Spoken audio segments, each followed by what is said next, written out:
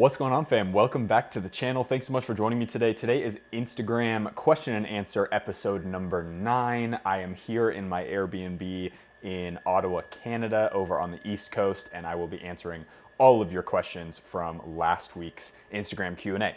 Monday mornings, Pacific Standard Time in the morning, I post an IG Q&A on my IG at noah.cavanaugh, and you can go in and ask any questions you want about all sorts of football stuff, life balance with work, etc. Things like that. Let's hop into the video.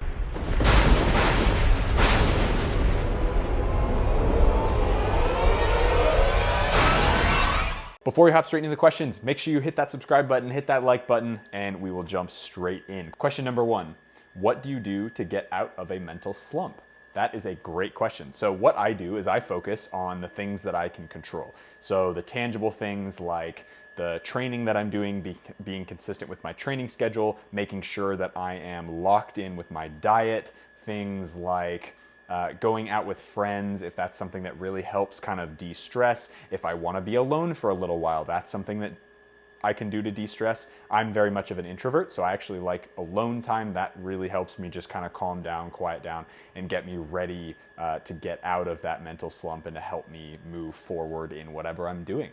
So that's something that I would do. I think the bottom line there is really think about the things that help you be the best person that you can be. So the things on a day-to-day basis that help you be the best person, or the best footballer, the best son, daughter, mom, dad, whoever's watching this, right? So the best person you can possibly be, what makes that happen? What are the things that make you happy? And then go after those, and you can get out of a mental slump really quick. I find that the mental slumps that last the least amount of time are where I identify it super quickly.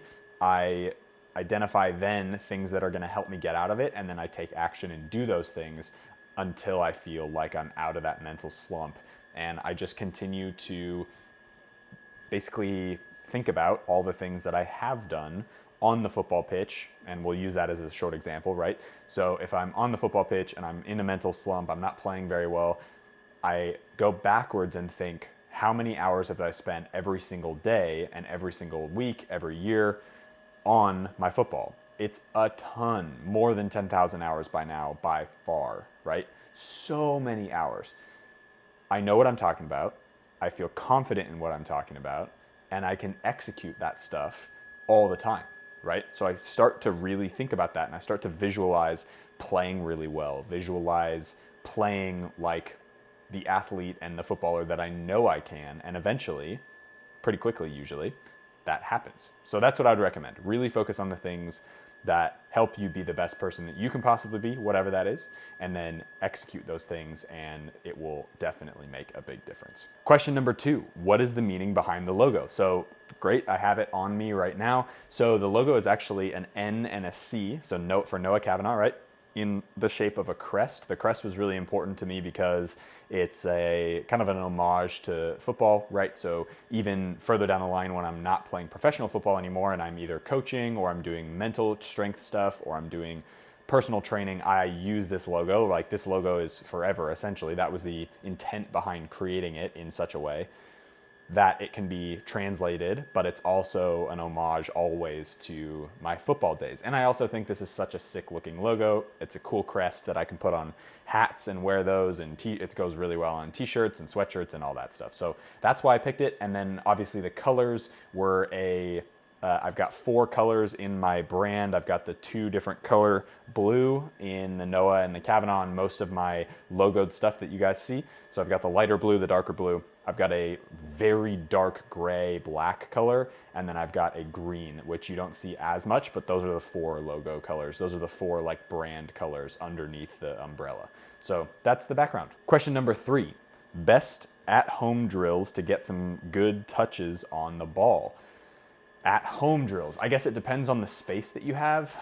There's a lot of videos that I produced when we were in lockdown in Australia when I trained in the garage. So garages are awesome because it's usually pretty flat and you've got usually a wall or 2 depending on where you live. You can go in there, you can do it any time of day because it's not raining and you've got lights. And that's probably the best location, or your backyard if you've got a really nice turf strip or you've got a nice natural grass location, that can be really great as well. So the best drills though, I think they should be focused on the fundamental stuff. So the tight, sharp, short technical drills, passing against a wall. If you have like a concrete slab in your garage or out in your backyard, that can be really helpful as well. Keep it really simple and keep it tight, keep it sharp. Focus on really fast, quick touches. Focus on all your fundamental movements. So drag backs, L turns, all that stuff, right? So you really want to focus on the things that you can do in a short space. As far as position specific stuff goes, you're probably not going to be able to do a ton of that simply because the space is so small if you're at home. And that's the same for my house and the same for most of my friends' houses. Like you have enough room to do the fundamental stuff, and that's about it. Obviously, if you can go outside in your street and you can do sprints and stuff, that can be a huge help. But for as far as technical drills go, I'd stick to the really easy, not easy necessarily, but just the fundamental stuff. And you can find a ton of that on my channel. You can find a ton of that on other channels for free. You can get those and write those drills down and start to do them on a day-to-day basis. Question number 4. Where do you realistically see yourself in 2 years, and where do you hope to see yourself? So this is an interesting question. I answered this on my Instagram, basically saying I look at all of my big lofty goals as realistic goals. Like, I think the way that question comes across to me is like, well, we know you have like, big goals, but like, what are actually your realistic goals? And they're one and the same for me. And I fully believe that I'm going to be at that level very soon, right? I still have training to do. I still have work to get to that level because I've been injured for so long.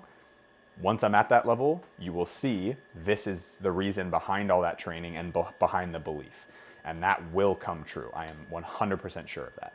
So when people say like, well, realistically, what are your goals? You often hear like older family friends and maybe like a grandmother and an aunt or an uncle or something be like, well, what are you going to do? Realistically, what are you going to do in life? And I'm like, no, I'm going to do what I say I'm going to do. I'm going to follow through and I'm going to get this stuff done. And I'm going to enjoy every single moment of the process.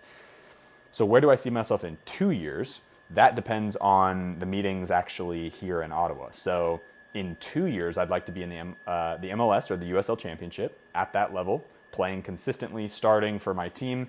And then hopefully at that point, my beautiful fiance will have a green card as well for America, which means that we can move to another country and be okay traveling. So at that point, then I think exploring a different country, exploring a first division somewhere, maybe in Malaysia or again in Denmark or Sweden or Norway, that would be incredible. I think that would be such a good opportunity and a great reason for us to go explore and have a great career over there as well. So that's realistically that's probably 3 or 4 years down the line, but in 2 years, I want to be playing top level in the United States. Question number 5, how much should a foreigner realistically pay in an agent or agency getting them into D1?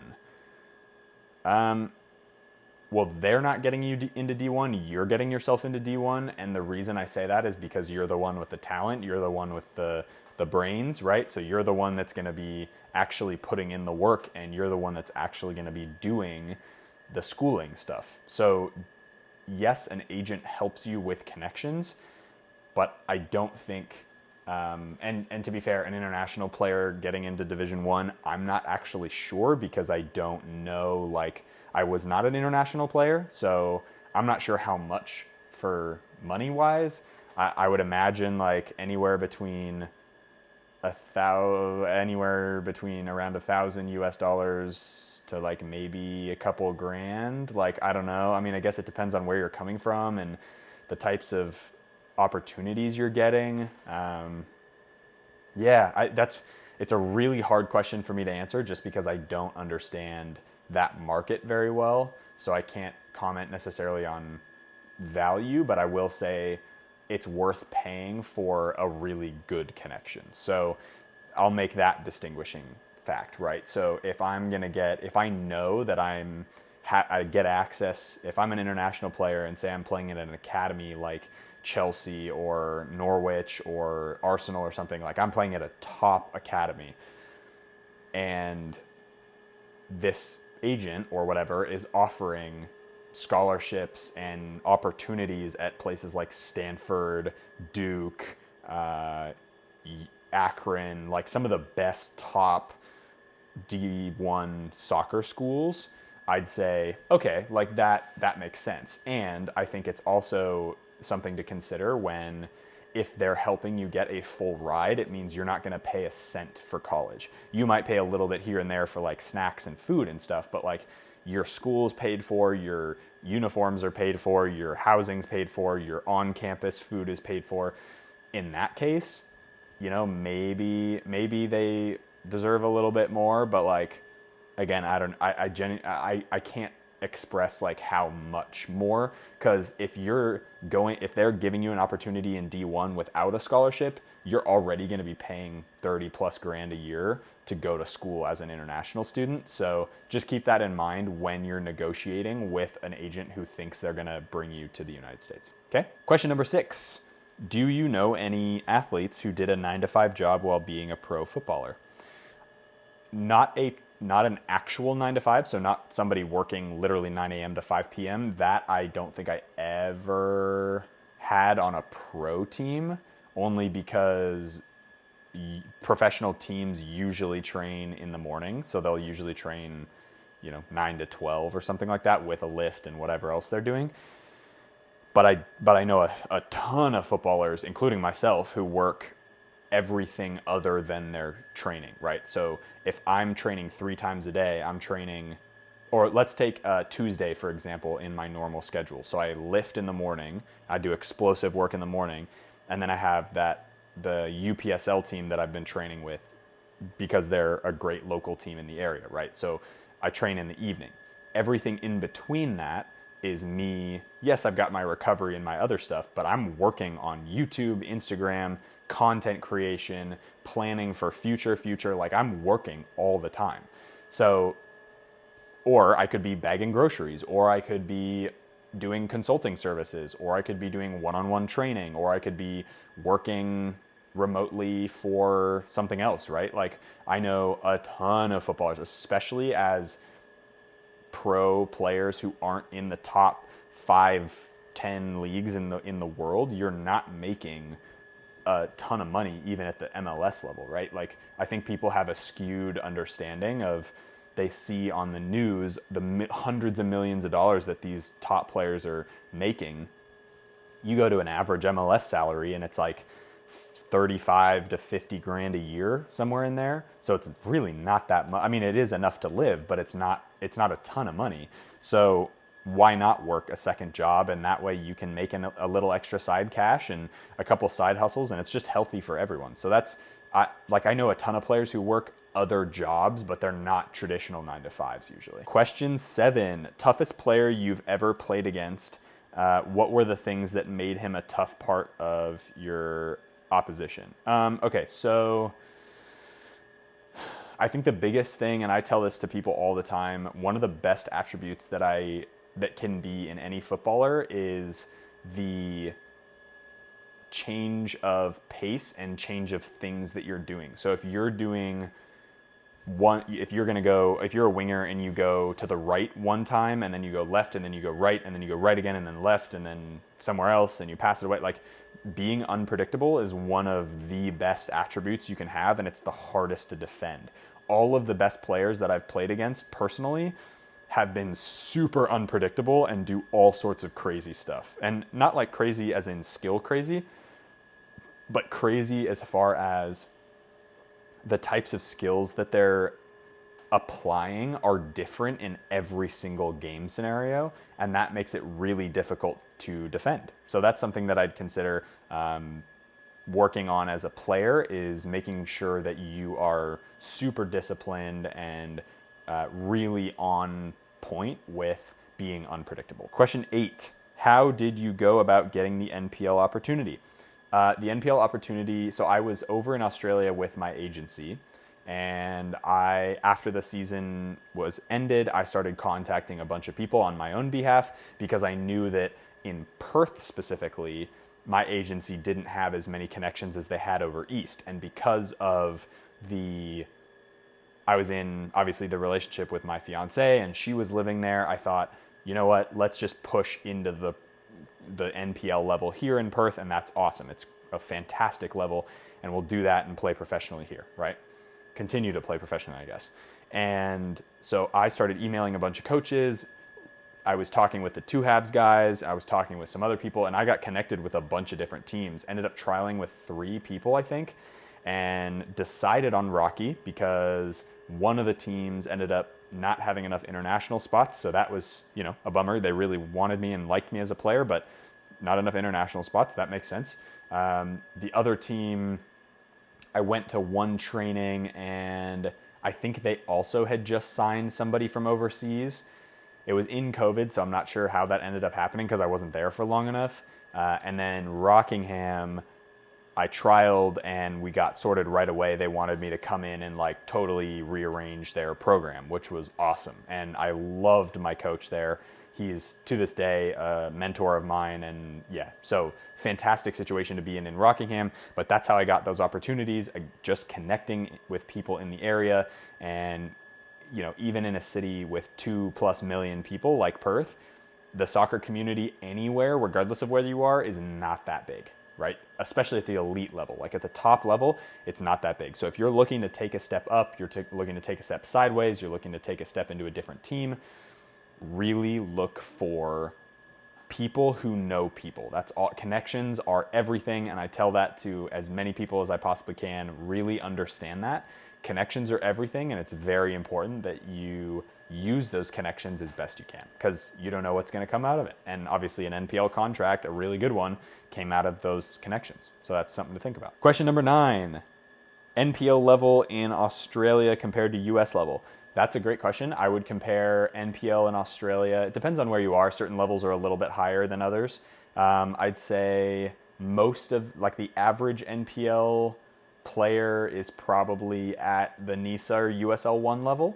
That's what I'd say. Like the good NPL players are like NISA, USL1 level. Sometimes USL Championship level if they're like the best players in the state. But yeah, it's a good level. It's a really competitive level, and I enjoyed it a lot. I thought it was a great competition, and their atmosphere and their setup is awesome, because NPL is obviously the second division, so they've got there's tons of fans, all the stadiums are really nice. The grasses are amazing. So I loved the setup there. I thought the NPL was a sweet place to play. Question 10, merch available. I love this question. Yes, so t-shirts, sweatshirts, hats, one-on-one Zoom calls. I know that's not like merch, but all that stuff can be found on my store, www.noahcavanaugh.com. I'll put the link, the link's already in the description of every single video, but you can go to the store and shop. So lots of merch stuff, and yeah, go get yours. You can get some Be Awesome t-shirts, Be Awesome logoed hats and stuff, and obviously branded with my logo as well if that's what you're into. So happy shopping. Question number 10, Adidas Copa Sense.1 or Nike Tiempo Legend 9? I have a pair of Tiempo Legend 9s coming as of the filming of this video. So because I haven't tried them on, there was an interesting situation that happened with soccer.com. No hate towards them. I know they're packed busy. I have no residual feelings. It was just that they didn't have enough stock and their website said otherwise, and it was going to be till December for me to get my boots, and I was like, screw this, I'm going to go somewhere else. So I ended up going somewhere else, cancel that order and stuff. I haven't actually tried on the Tiempo Legend 9, but I can guarantee you they're going to be better than the Copa Sense. Copa Sense.1 are a good pair of football boots, and notice my language there, it's a good pair of football boots, not a very, very good pair of football boots or a great pair of football boots. From what I've heard of the Tiempo Legend 9, it's a very good pair of leather football boots, and they go back in technology to achieve an amazing fit as a leather football boot. So that's something to think about. I think, though, I'm just going to answer, even though I haven't tried them on, Tiempo Legend 9, better football boot. The Copa Sense is a great platform, but I just don't think it's not the same quality. Okay. Question 11 or 12 now. Goodness. Difference between college versus semi-pro versus pro from a tactical level. So this is our final question. And this is a great question.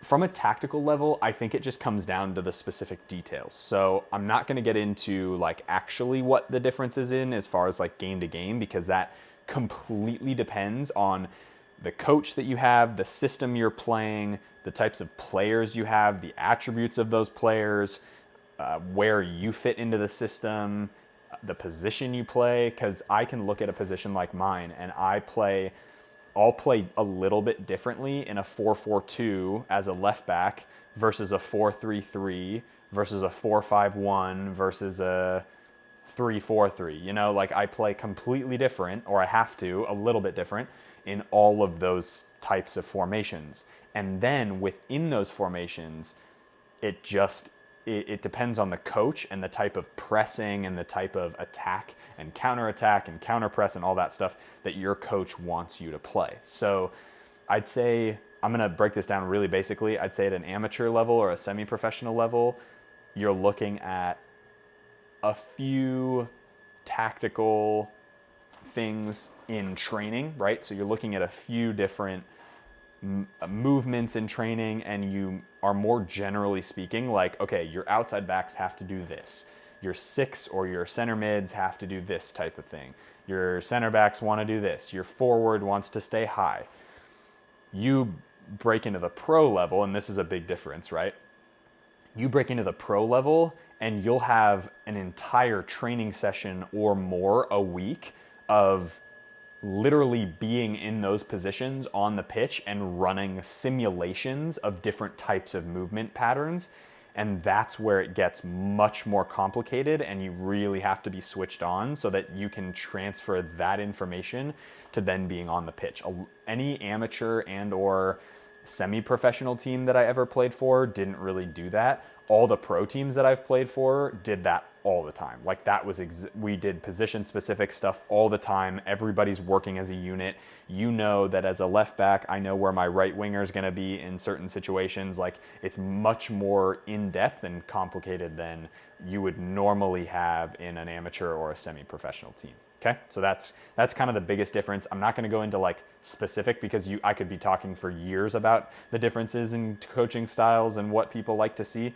But that's the best answer I can give for at least this video. Maybe I'll go into it in a different video. Let me know down in the comments below if that's a video that you want to see, like tactically the difference between sort of bigger teams or professional teams versus amateur and college stuff. So yeah, that's what I'd say. That's it for the video, guys. Thanks so much for joining me again, Monday morning Pacific Standard Time at noah.cavanaugh. Check my Instagram story. You can type in any question you want and we will answer it in that week's Q&A on YouTube, and then obviously on Instagram as well for a shorter form version of that question. As always, be awesome. Take care. I'll see you guys in the next video.